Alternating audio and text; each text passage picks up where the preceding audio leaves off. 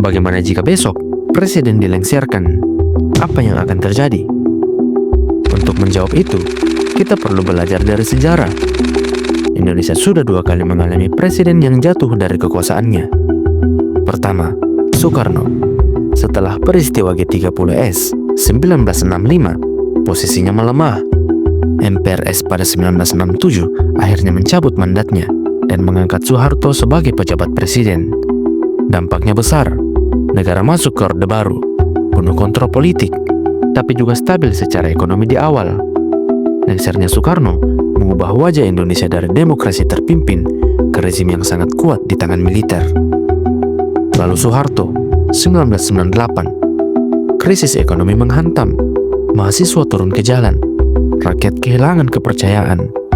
Akhirnya, Soeharto mundur setelah 32 tahun berkuasa. Dampaknya, lahir era reformasi, demokrasi lebih terbuka, pers bebas, pemilu langsung, tapi transisinya penuh kerusuhan dan ketidakpastian. Dua peristiwa ini menunjukkan, setiap kali presiden lengser, negara masuk ke fase baru yang penuh risiko. Namun, melengsarkan presiden hari ini jauh lebih sulit. Konstitusi kita hasil amandemen membuat mekanismenya sangat ketat. Presiden tidak bisa dijatuhkan hanya dengan demo besar, desakan partai, atau tekanan publik. Harus ada dugaan pelanggaran berat.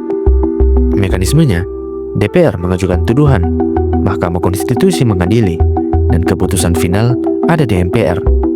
Tanpa 3 proses itu, presiden tetap sah menjabat. Sekarang, bayangkan jika semua mekanisme itu benar-benar terjadi, dan presiden saat ini resmi dilengsarkan. Maka, secara otomatis, wakil presiden naik menggantikan. Kekuasaan tidak kosong, tetapi dampaknya sangat besar. Pasar finansial bisa goyah, rupiah melemah, investor ragu. Di masyarakat, polarisasi makin tajam.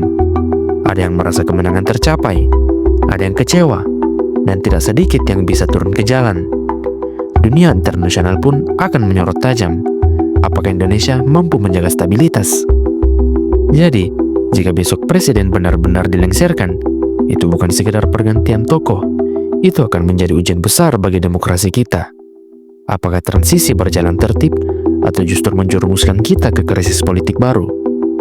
Satu hal pasti, sejarah selalu mencatat, setiap kali presiden jatuh, Indonesia tidak pernah lagi sama.